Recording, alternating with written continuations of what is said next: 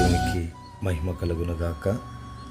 ఈ దినం దేవుని వాక్యం, నిశ్చయముగా నేను నిన్ను ఆశీర్వదింతును.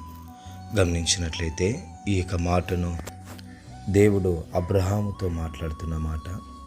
అబ్రహాంతో అంటున్న, అబ్రహామా, నిశ్చయముగా నేను నిన్ను ఆశీర్వదిస్తాను అనేసి దేవుడు చెప్తున్నాడు. ఖచ్చితంగా నేను ఆశీర్వదిస్తాను. అబ్రహాముకు కావలసిన ఆశీర్వాదం ఏమంటే కుమారుడు ఆశీర్వాదం, సంతానమైనటువంటి ఇక గర్భఫల ఆశీర్వాదము ఆ యొక్క అబ్రహాము కావాలి. మిగిలిన ఆస్తి సమస్తము అబ్రహాం దగ్గరుంది. అతనికి లేనిదేమనంటే సంతానం మాత్రమే. అయితే చూడండి, దానిని బట్టి దేవుడు చెప్తున్న, నిశ్చయముగా నేను నిన్ను ఆశీర్వదిస్తానని చెప్పిన దేవుడు అబ్రహామును ఆశీర్వదించాడు. ఈరోజు నిన్ను చూసి చెప్తున్న మాట ఏమనంటే, నిశ్చయముగా నేను నిన్ను ఆశీర్వదింతును. ఎందుకనంటే ఏ కొరతతో అయితే నీవు ఉన్నావో ఆ కొరత తొలగపోయేటట్లుగా దేవుడు నిన్ను ఆశీర్వదించబోతున్నాడు. ఆశీర్వాదం అంటే ఇక లోక సంబంధమైనటువంటి ఆస్తి, అంతస్తు, ఐశ్వర్యం మాత్రమే కాదండి. నీ జీవితంలో ఏమైతే కొరత ఉందో ఆ కొరతలన్నిటినీ తీర్చేదే నిజమైనటువంటి ఆశీర్వాదం. ఆ యొక్క ఆశీర్వాదంతో దేవాతి దేవుడు నిన్ను నిశ్చయముగా నింపుతాను అని సెలవిస్తున్నాడు.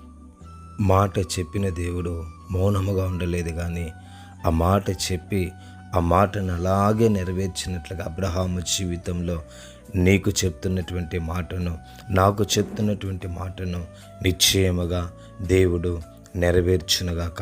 ఆశీర్వదిస్తానని చెప్పాడా? నిశ్చయముగా ఆశీర్వదిస్తాడు. హెచ్చిస్తానని చెప్తున్నాడా?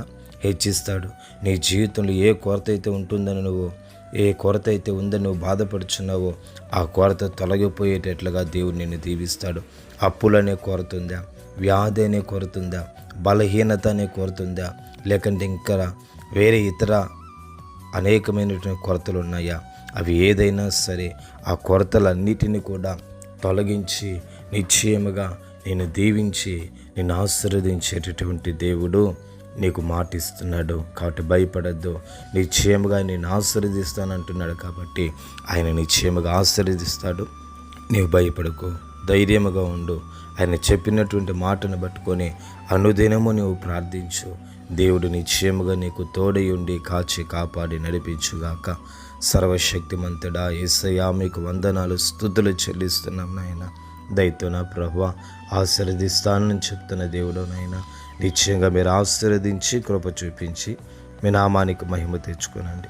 మమ్మల్ని మేము తగ్గించుకుంటూ మీ నామాన్ని హెచ్చిస్తూ యేసు నామంలో అడిగి పొందుకొని ఉన్నాము పవిత్ర తండ్రి.